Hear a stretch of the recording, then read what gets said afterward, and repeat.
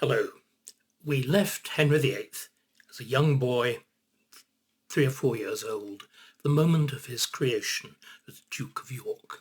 And for me, the great image that sticks in my mind is the description of the procession as it formed up after his creation. All those figures robed in red, the bishops, the abbots, the dukes, the king, little Henry himself being carried, marching round the vast spaces of Westminster Hall as the light falls on a November evening, guttering torchlight. Magical. But the moment of Henry's creation as Duke of York really establishes the pattern of his life for the next few years, because, as I insisted in the earlier video, there was another Duke of York, a self-proclaimed Duke of York, the so-called Richard, Duke of York, the alleged surviving of the youngest princes in the Tower. In reality, almost certainly, 99.9% certainly, a Fleming called Perkin Warbeck, who had been effectively a tailor's model.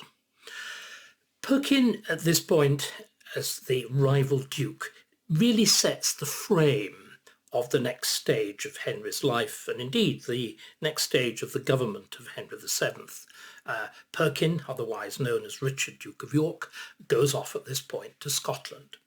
There is a young, ambitious Scottish king, James IV, who is determined to, very well educated, tall, strong, military, determined to cut, as Scots quite often are, a big figure on the European stage, bigger than his tiny little country, population probably of 500,000.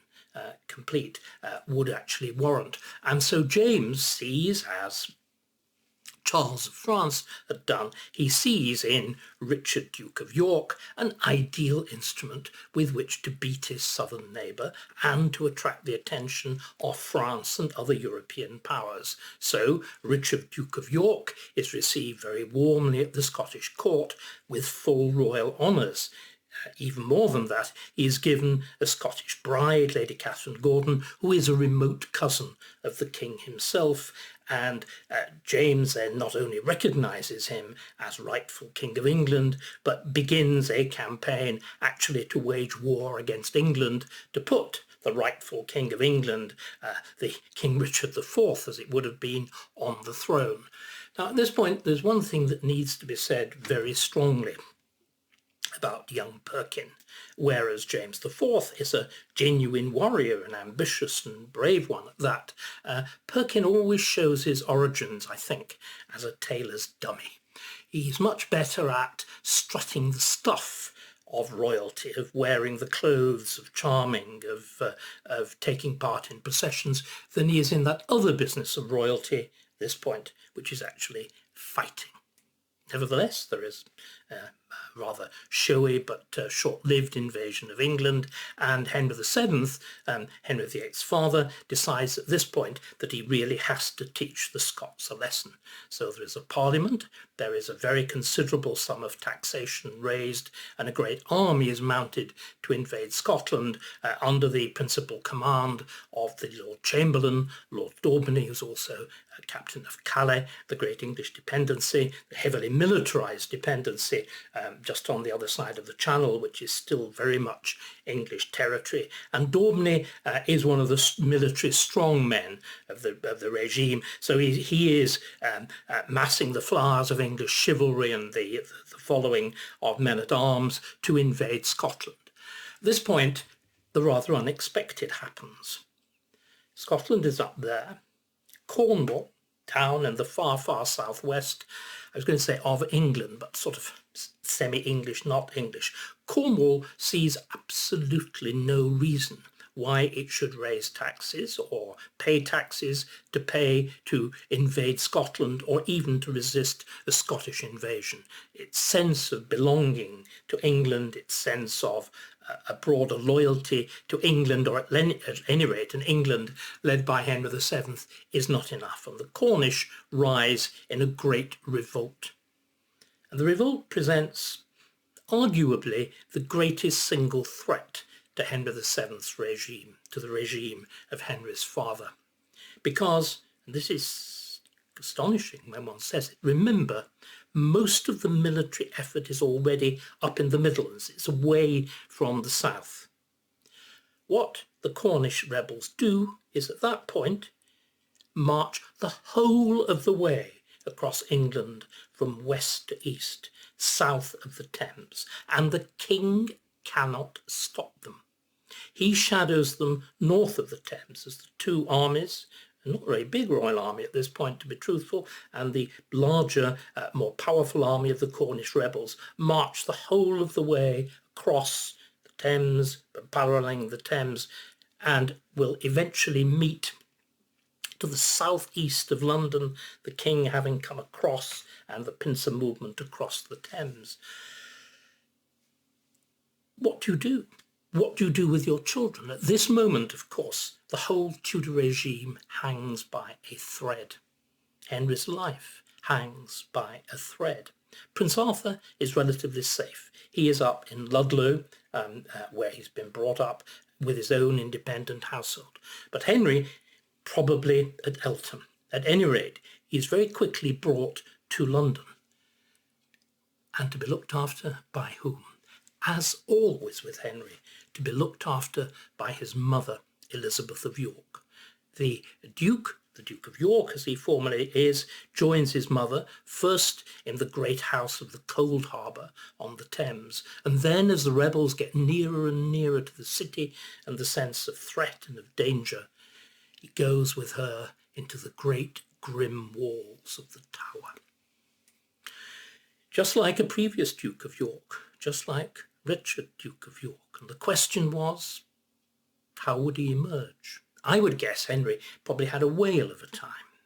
He loved things military, loved fortifications, he loved guns. What better place to enjoy all of those in the Tower? But I think Henry also absorbed the lesson of what you do with rebels and how quickly you have to nip them in the bud. Anyway, the battle takes place on Blackheath, and instead of his father being killed or captured and led in chains to some terribly humiliating death, to be followed certainly by the slaughter of Henry, and eventually, if they could get their hands on him, of his elder brother, Prince Arthur. Instead of that, there is triumph. They have won. And here again, it's worth emphasising, this is the third time that Henry's father, Henry VII, has fought a battle for the crown. First Bosworth, then Stoke, and now Blackheath. We think of him, unlike his son, not as a military king. Actually, unlike his son, he really does do that traditional medieval thing.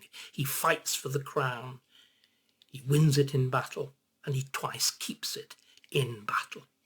But where is Perkin? Well, the original idea had been that Perkin would, of course, coincide with the Cornish rebels, but needless to say, Perkin manages to get it wrong. And just when everything is being cleared up in Cornwall, he contrives to land. There is a little bit of a stir in his favour, but very little, and he is quite quickly captured.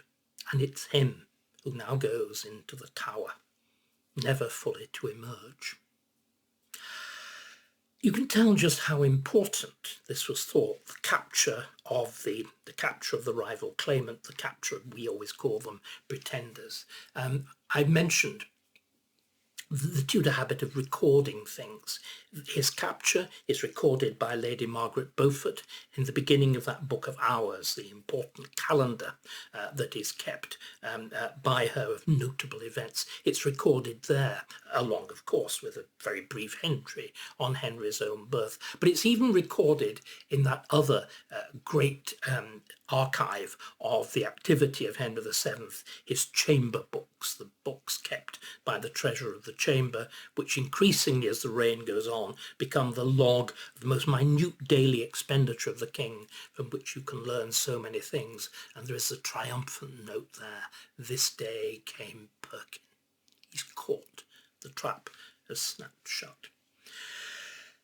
And eventually, the inevitable happens. Perkin tries to escape. He apparently probably not true, but he's accused of suborning the actual real live, still living Yorkist claimant to the throne, the Earl of Warwick, the son of George, Duke of Clarence, who is also in the Tower, and the two of them are executed in 1499. And they're executed very much at the demand not only of Henry VII's sense that really one does actually have to destroy potential claimants. It's also at the demand, effectively, of the Spanish ambassador, Dr de Puebla, because the next great stage is going to be the marriage of Prince Arthur, Henry's elder brother, to Catherine of Aragon, and kind of precondition for that marriage going ahead of Catherine actually leaving Spain, long promised, long delayed, but actually leaving Spain, is that you remove the doubtful blood. But let's just park that story, but actually end with the story, extraordinary story, that other great ceremony, even greater than Henry's own creation as Duke of York, the marriage ceremony of Prince Arthur and Catherine of Aragon in St. Paul's. We'll end on that. But in between, so we're now 1499, for the first time, we really get a full sense of Henry's personality, the personality, that is, of the younger Henry, Duke of York. We did get something of a sense, I suppose, with that extraordinary boldness he showed, his equestrian skills, his riding skills in his creation as Duke of York. When you'll remember, he actually rides through London on a charger, on a great warhorse, a boy of 3.5, even though he actually had to be carried by the Earl of Shrewsbury during the ceremony itself. We have now a much more vivid, a much more fascinating portrait of him, because it's written by one of the great pens of the late Middle Ages, the late, gosh, he'd be cross to be described as that, the man who effectively coins the term Middle Ages as a term of contempt. That's to say, the great Dutch scholar Erasmus. Erasmus is a very frequent visitor to England. He has got a circle of close friends in England who include that extraordinary, very hard to pin down figure, Thomas More, and Thomas More's friend, who is Lord Mountjoy. Lord Mountjoy, who is his family name is Blount, like the pop star. He is what's called the Socius Studiorum. He's kind of he's not so much Henry's tutor. He's a kind of slightly older, much more mature guide to the boy and the young man in his studies. And for reasons that it's very difficult to explain, Thomas More, Erasmus's best friend in England at this point, has the entree to the court, at least to Henry's household, the household of the little Duke of York. As I said, call the royal nursery, but it's Henry and his sisters. Why Thomas More should have been able to turn up with this interesting foreign visitor, with this Dutch humanist, it's very hard to say, but he was able to. And the household is based, as it generally seems to have been at this point, at Eltham.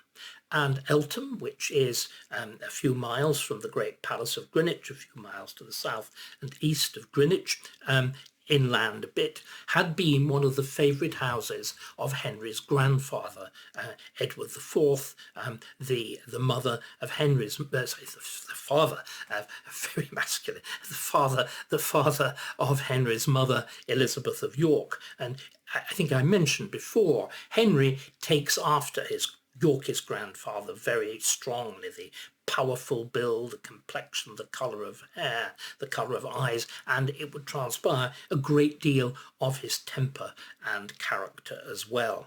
And maybe it was for this reason that his mother, who, as we've seen, is very much in charge of his upbringing. Maybe it's because of this reason that he is very largely based at Eltham, his little... Remember, he has to have a separate household. He could barely be at court, partly because the court is a dangerous place. I don't mean dangerous politically. It's dangerous in terms of epidemics and of illness and so on.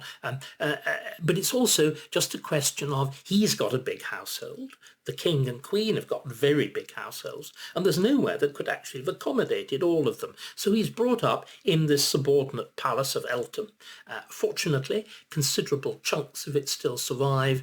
The site, which would originally have been moated, there's a very splendid bridge which still bridges the moat, although it's now dry, and a wonderful existing great hall that is the noblest of the late medieval royal great halls to survive, an absolutely splendid space. And all of these are built by Henry's grandfather, by Edward IV. So is he there deliberately to emphasise the Yorkishness of him, the fact of his resemblance to his grandfather? And this raises another very interesting question, which I must admit only fully occurred to me in developing the ideas in my book, Virtuous Prince, for these videos.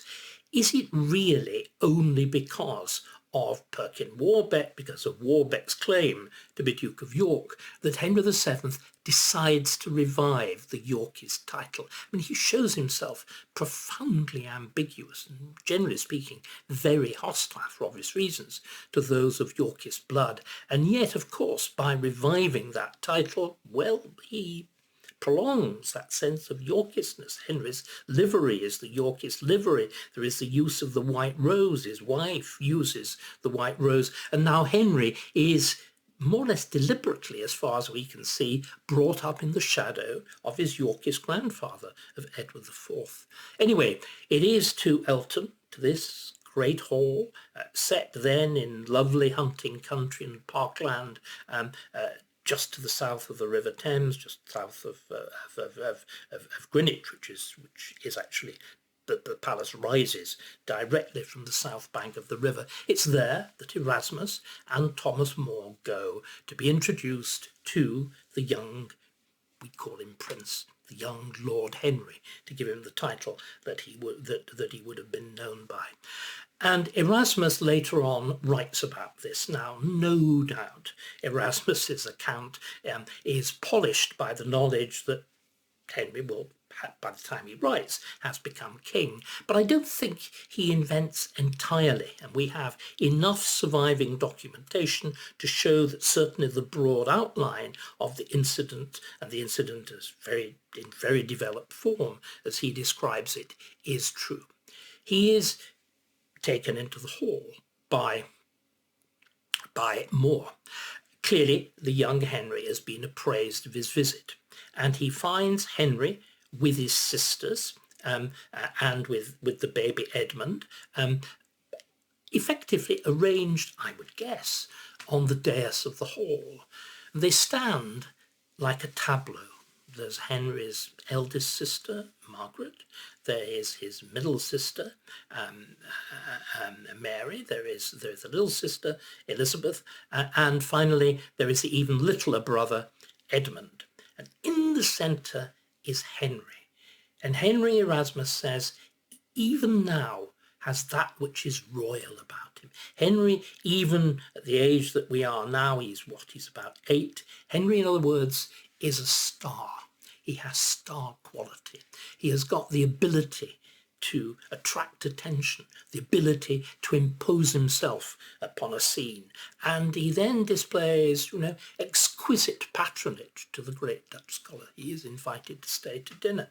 And then a notice sent to him from Henry as Erasmus is dining. I wonder whether this is a deliberate setup engineered by Henry's tutor at the time, the poet Skelton, whether it is actually a setup by Skelton, because what Henry does, showing off his Latin, of course, or at least the Latin that's dictated to him by Skelton, he commands. Princes don't ask, they command. He commands some poem from Erasmus. Now, Erasmus is pretty fluent at everything. He is, frankly, even in Latin, a pretty awful poet. And it takes day's effort to screw stuff into some sort of order, but we do have the text complete with the complementary visits. Sorry, with the complementary verses to. By the way, did I say Sexton? I should say Skelton. With the complementary verses to Skelton as well as to Henry himself. So it is this extraordinary scene of the boy, the polish, the charm, the star quality. That's 1499 about. 2 years later, in 1501, we have something that comes directly from the pen of Skelton himself. He is Henry's tutor at this point. We know he's paid as Henry's tutor, and he gives him the kind of complimentary gift which tutors tended at that point to give to their charges. He gives him what's called a Speculum Principles, a mirror for princes, which in this case is a very brief text. It's a series of pithy apothegms, effectively brief injunctions in Latin, what you've got to do, choose your, some of them acquire a wonderful sense of irony retrospectively, choose your wife and, stick with her, which, don't be gluttonous. I mean, he knew Henry, don't be gluttonous, you don't want to get fat. So all that's fairly conventional, but there are aspects of it which are deeply unconventional. For example, on the subject of counsellors, now normally these advices to princes consist of bland assertions how vital it is that you take good counsel, that you listen to it seriously, that you let your counsellors, who of course must be older than you are, by the way, he actually agrees on that point too, and that your counsellors must be older than you are, you must listen to them, you must let them bridle your appetites. Their job is to advise you not what you want to do, but what you should do. Well, some of that's there, but actually surprisingly little. In fact, Skelton is, maybe from his own experience of the court, about which he is pretty abusive on most occasions, Skelton is pretty contemptuous of counsellors, He shrugs his shoulders. They're likely to be self-interested. You will actually have, he says to the boy, to take charge yourself. Again, in some ways it's almost as ironical as the advice, choose your wife carefully and stick to her. Because Henry famously surrenders so much to those two great counsellors to whom he trusts so profoundly, to Thomas Wolsey and to Thomas Cromwell. But equally, of course, Henry always preserves that final authority. Any notion that Henry might be plasticine in the hands of Wolsey or Cromwell is wrong. They could influence him. They did influence him. Many others did too. There was much competition for it. But finally, Henry is not only the man who chooses his counsellors, he's the man who chooses to get rid of them, which, when it's convenient, he does with absolute brutality, just in the same way as poor Skelton himself would find himself dismissed as a royal tutor once he no longer measured up to the job.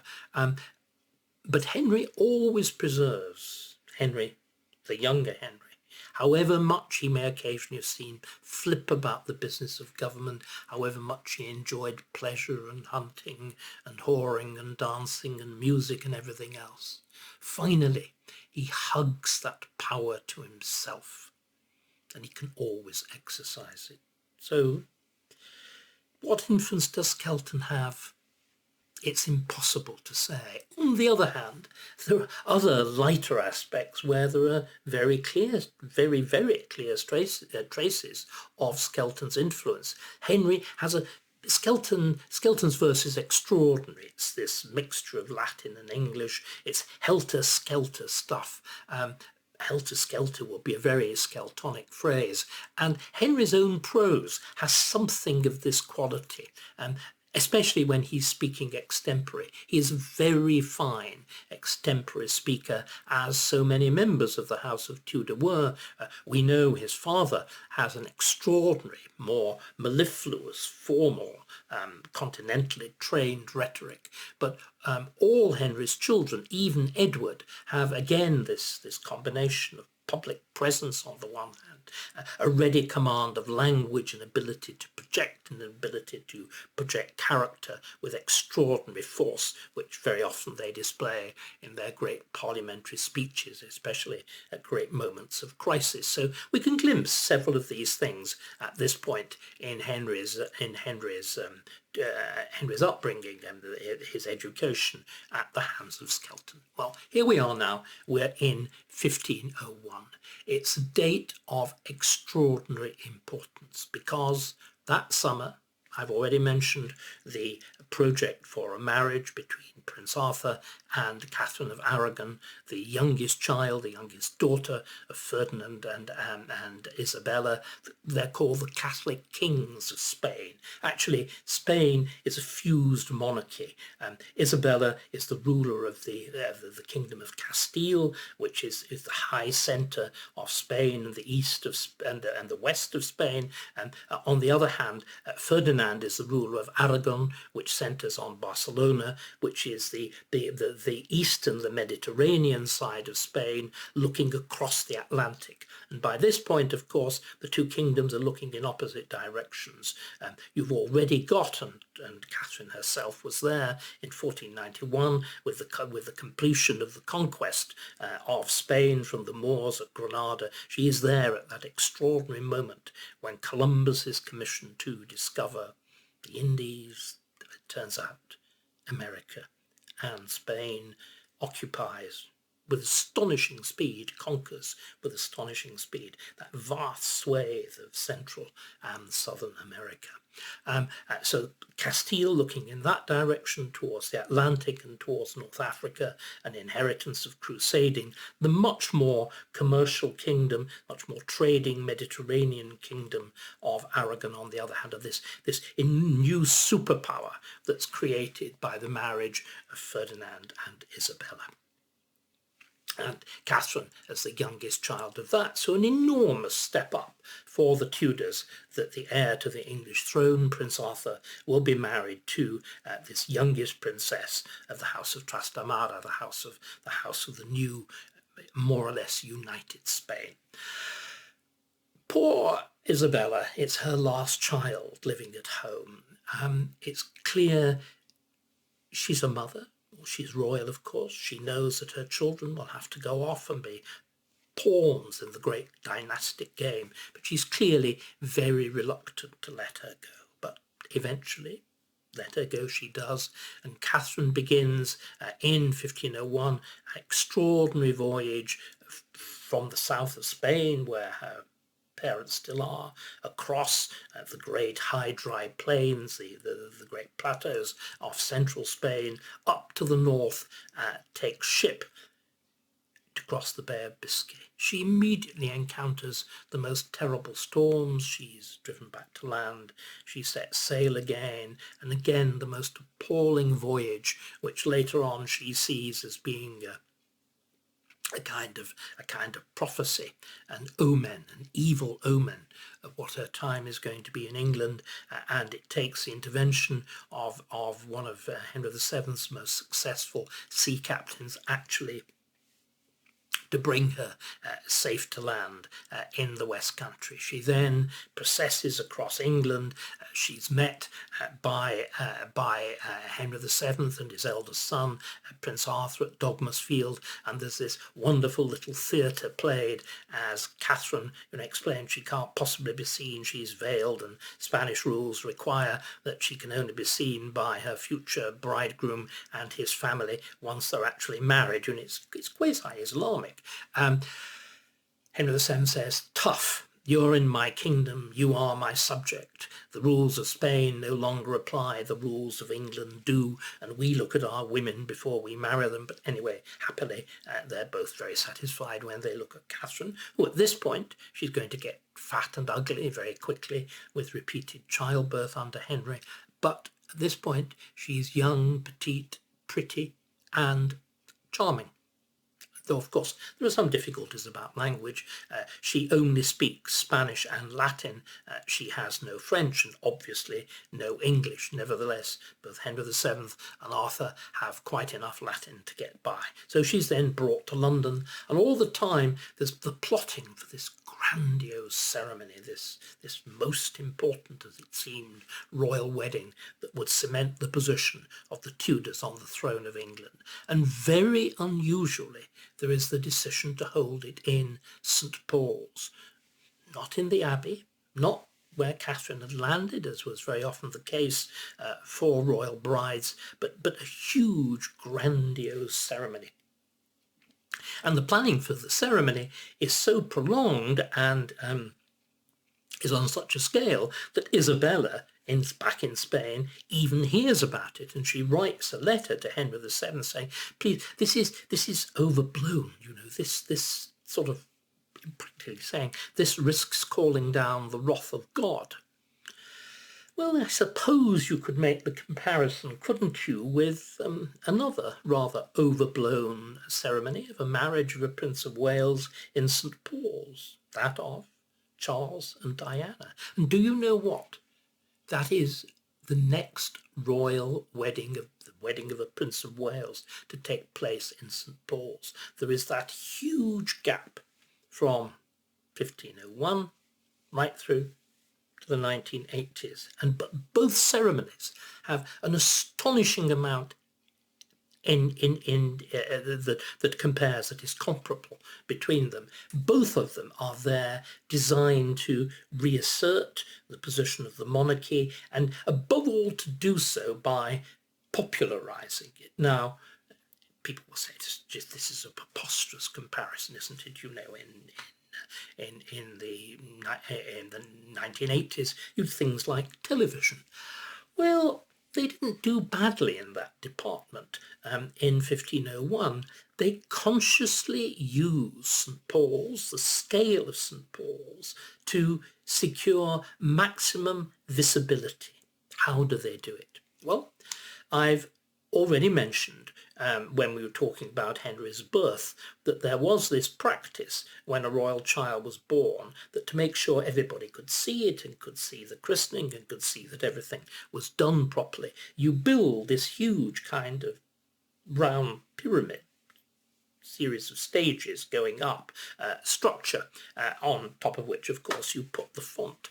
Well, they do something very similar to this in the middle of the aisle of St. Paul, in the middle of the nave of St. Paul's. Now remember, this is not the modern St. Paul's. The modern St. Paul's is a creation of the post-Great Fire of London. It's built in the late 17th, early 18th century. This is the medieval St. Paul's, and it's very, very much bigger, with this gigantic nave, something like 500 or more feet long. And more or less in the middle of this thing is this huge structure on which the marriage itself will take place. Okay? Right, well above head height, so the couple can be seen. But how do you get them there? Well, you do something even more extraordinary. You construct a walkway at head height from the west doors of the cathedral right up to the steps of the central circular structure. And then, because after they'd been married there, the bride and groom will go for a nuptial mass to the high altar, you then continue the walkway from the central platform right up to the steps of the high altar, right up to the steps of the choir. Astonishing. In other words, the ceremony is conceived of in quasi-televisual terms. It's conceived of as a series of great processional movements along that walkway up into the central section there with, strong notes, let nobody get in the way of visibility, and then another set of movements from there to the high altar. So all there is to be seen at head height. And it's not only that you sort out the visual effects, you very definitely sort out the sound effects as well. And again, the comparison with television. We actually have the script. We know where the musicians are placed. The trumpeters are placed high up in the vault of the cathedral, so you can get the most magnificent reverberations and whatever, and they're cued when they've got to come in. So you have the whole thing conceived of as a kind of gigantic sonnet lumière. Obviously, the star is Catherine herself. And the other star you would have thought is the bridegroom, Arthur. Well, they do both wear white. But actually, Arthur's role in it is surprisingly limited, and because he's got to be there to greet Catherine. Who is going to escort her to the church? Well, it can't be the groom. Who's going to walk her up that gigantic head-high platform? Who is going to escort her after the nuptial mass has been celebrated to the Bishop of London's palace, where she will be bedded with Arthur, because, of course, Arthur has got to be there in the palace to receive her. At every stage, the person escorting Catherine is the young Henry, and he does it with style and panache. And when all this is over, and there are the celebrations, there's a kind of ball that follows on the wedding night. Well, again, we get this sudden shot, this sudden insight into Henry's character, this breaking of convention, because normally dancing at that time is fairly formal, and again you've got to dance with people of equivalent status, so the programme has Henry dancing, wearing those heavy clothes, those magnificent fabrics, furs, cloth of gold and so on, with his sister, with his eldest sister Margaret. Formal, dignified, everything that we think of with the music of the Tudor court. And then what does Henry do? What does this boy of what he is now, 10, do? He throws off his great gown, the heavy gown, so that he can dance more freely. Taking off what is the equivalent of an overcoat in modern clothes doesn't sound very dramatic to us. It's the equivalent of him sort of stripping his shirt off, a prince stripping his shirt off in a modern disco. There is that extraordinary breach of convention, the indulgence, I'm nicely built, I can dance well, I'm going to show off. And there's something else that's worth commenting on. Do his parents say, absolutely disgraceful, this is not what you do in the presence of a princess of Spain? They don't, they applaud. Perhaps that's the right moment at which to stop Henry being visibly indulged for misbehaving.